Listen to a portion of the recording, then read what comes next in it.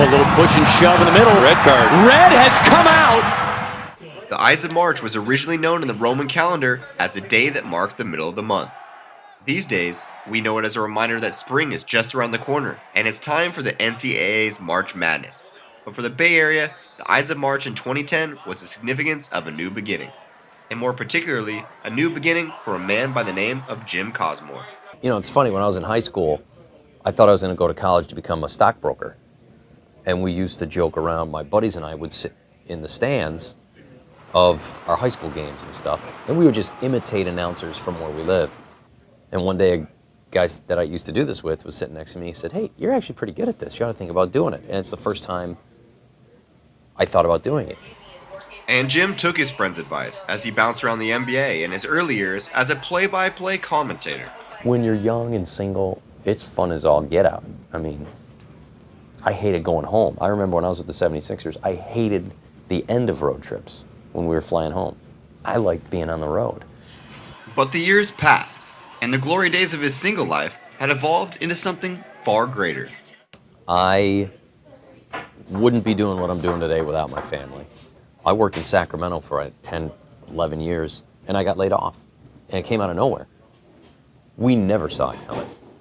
So I'd say that without my family, I might have self-destructed when I lost that job, but I didn't. And actually, I ended up with a better job, which is stunning to me because I never knew I wanted to do this. I keep saying that, and people look at me and they're like, all right, I get it.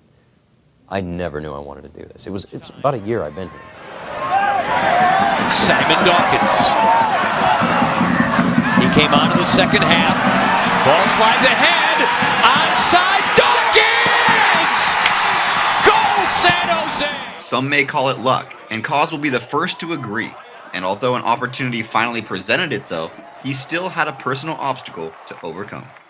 It was a little more than a year ago. I sat in one of our general manager's offices in Sacramento, and I was in his office, and I was in tears, and I said, I don't think I can do this. And I don't want to embarrass you if I accept the job and I go do it and I stink. I don't want to embarrass you. And he said, you can do it. Don't worry, you'll be fine. And I took the job. I'm enjoying the heck out of it. A headland hard! Back of the net, goal, San Jose! A brilliant header by Stephen Lenhart.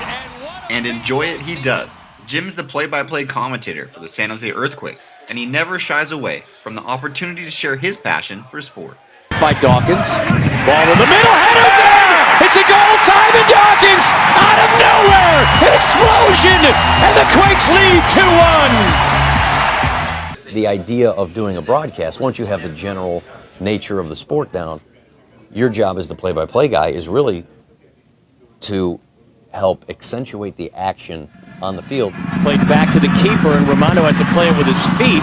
Good job by Rafael Baca to make him do it, and that creates the turnover. Kari, off the post!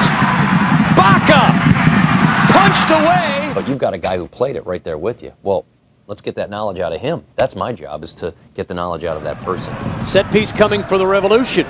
What will they do with it? Well, they've got to be looking for Shelby Joseph on the back post here. And, you know, that's the one thing, when I do games, I'm genuinely a fan of the game.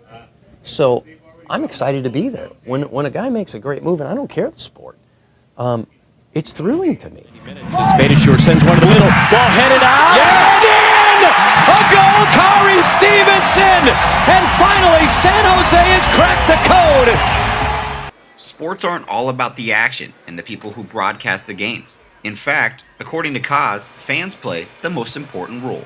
I've reached out to some people who I respect as American soccer fans and said, what are you looking for? What do you want as an audience member? What do you want as a fan of the game that you want to hear? Because I want to make sure I'm serving them. Wando! San Jose! Wando with another goal! His 8th of the year! Quakes up 3-1! I think I figured out you're supposed to enjoy this. Like, I do this because I like it. If there was no such thing as currency and we just had to do things in life, I would probably choose to do this. But no matter how you choose to enjoy sports, whether you're an athlete, a fan, a future broadcaster, or the one who grabs a beer and watches the occasional match, we can all take note to a few words of advice. I find that although it's easy to look over the fence and say, what's going on over there? Focus on what you're doing now and enjoy what you're doing now. And then the other stuff will happen, you know?